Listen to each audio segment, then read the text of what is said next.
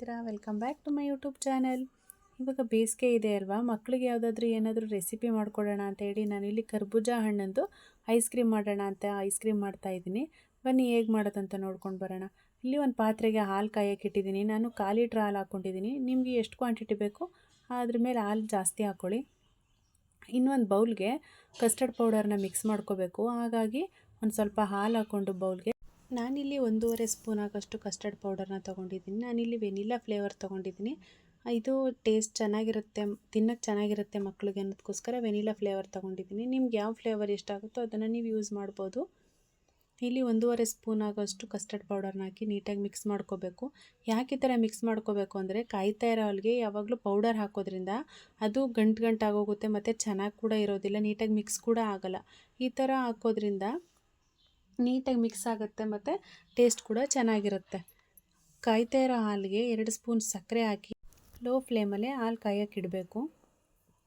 ಈ ಥರ ಮಕ್ಕಳಿಗೆ ನಾವು ಈ ಥರ ಕರ್ಬೂಜ ಹಣ್ಣೊಂದು ಜ್ಯೂಸ್ ಆಗಲಿ ಮತ್ತು ಇದರಲ್ಲಿ ಪಾನಕ ಮಾಡ್ತಾರಲ್ವ, ಆ ಥರ ಎಲ್ಲ ಮಾಡಿಕೊಡೋದ್ರಿಂದ ಮಕ್ಕಳು ಇಷ್ಟಪಟ್ಟು ಕುಡಿತಾರೆ ಮತ್ತು ದೇಹಕ್ಕೆ ಕೂಡ ತಂಪಾಗಿರುತ್ತೆ ಅಲ್ವಾ. ಅದಕ್ಕೆ ಯಾವಾಗಲೂ ನಾವು ಮಕ್ಕಳಿಗೆ ಏನು ಇಷ್ಟ ಆಗುತ್ತೋ ಅದನ್ನೇ ಮಾಡಿಕೊಡ್ಬೇಕೇ ಹೊರತು ನಮಗೇನು ಇಷ್ಟ ಆಯ್ತದೋ ಅದನ್ನು ಮಕ್ಕಳು ತಿನ್ನಿ ಅಂದರೆ ಯಾವುದೇ ಕಾರಣಕ್ಕೂ ಮಕ್ಕಳು ತಿನ್ನೋಕ್ಕೆ ಹೋಗಲ್ಲ.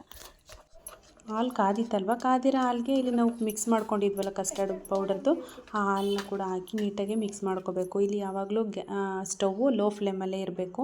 10 ನಿಮಿಷ ಹಾಲು ಕಾಯ್ಸೋಕ್ಕೆ ಹಂಗೆ ಕೈ ಆಡಿಸ್ತಾನೆ ಇರಬೇಕು ಹಾಲಿಗೆ, ಇಲ್ಲಾಂದರೆ ತಳ ಹಿಡಿದು ಬಿಡೋದ್ರಿಂದ ಚೆನ್ನಾಗಿರಲ್ಲ. ಸೊ ಹಾಗಾಗಿ ಅವಾಗವಾಗ ಮಿಕ್ಸ್ ಮಾಡ್ಕೋತಾ ಇರಬೇಕು. 10 ನಿಮಿಷ ಮಿಕ್ಸ್ ಆದಮೇಲೆ ಗ್ಯಾಸ್ ಆಫ್ ಮಾಡಿಬಿಟ್ಟು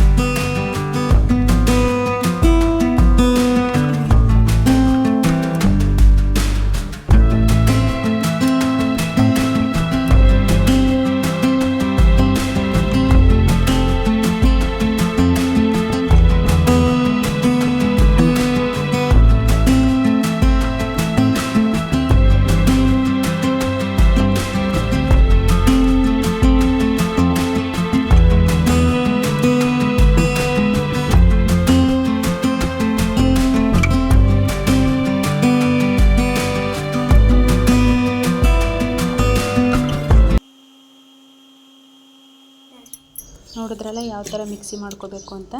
ನಮ್ಮ ಮನೇಲಿ ಐಸ್ ಕ್ರೀಮ್ ಕಪ್ಸ್ ನಾನು 1/4 ಲೀಟ್ರ್ ಹಾಲು ತೊಗೊಂಡಿದ್ದು 6 ಕಪ್ ಆಗಿದೆ ಐಸ್ ಕ್ರೀಮು.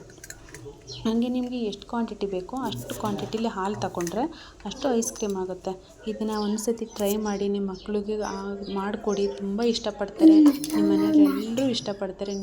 ನಾನು ಇದನ್ನು ಮಕ್ಳಿಗೆ ಅವಾಗವಾಗ ಮಾಡಿಕೊಡ್ತಾನೆ ಇರ್ತೀನಿ. ನೀವು ಕೂಡ ನಿಮ್ಮ ಮಕ್ಳಿಗೆ ಮಾಡಿಕೊಡಿ. ನೋಡಿ, ಇದನ್ನು ಫ್ರಿಜ್ಜಲ್ಲಿ ಇವಾಗ ಒಂದು 8 ಅವರ್ ಸೆಟ್ ಆಗಕ್ಕೆ ಬಿಡಬೇಕು, ಆವಾಗ ಚೆನ್ನಾಗಿರುತ್ತೆ. ನನ್ನ ಮಗ ನೋಡಿ ಯಾವ ಥರ ಅವನೇ ಮಮ್ಮಿ ನಾನೇ ತೊಗೊಂಡು ಮಡಗ್ತೀನಿ ಅಂತ ಹೇಳಿ ಅವನೇ ತೊಗೊಂಡೋಗಿ ಮಡಗ್ತಾ ಇದ್ದಾನೆ. ಕಪ್ಸ್ಗಳಿಗೆ ಹಾಕೋಕ್ಕೂ ಮುಂಚೆನೇ ನಿಮ್ಮ ಹತ್ರ ಏನಾದರೂ ಟೂಟಿ ಫ್ರೂಟಿ ಇತ್ತು ಅನ್ನೋದಾದರೆ ಮತ್ತು ಅಥವಾ ಡ್ರೈ ಫ್ರೂಟ್ಸ್ ಇದ್ದರೆ ಅದನ್ನು ಕೂಡ ಆ್ಯಡ್ ಮಾಡ್ಬೋದು, ತುಂಬ ಚೆನ್ನಾಗಿರುತ್ತೆ. 8 ಅವರ್ ಆದಮೇಲೆ ನೋಡಿ ಐಸ್ ಕ್ರೀಮ್ ಯಾವ ಥರ ಆಗಿದೆ ಅಂತ.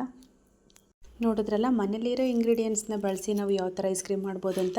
ಈ ವಿಡಿಯೋ ನಿಮ್ಗೆ ಇಷ್ಟ ಆಗಿದ್ದರೆ ಲೈಕ್ ಮಾಡಿ, ಶೇರ್ ಮಾಡಿ, ಕಮೆಂಟ್ ಬಾಕ್ಸಲ್ಲಿ ಕಮೆಂಟ್ ಮಾಡೋದನ್ನು ಮರಿಬೇಡಿ. Thank you for watching.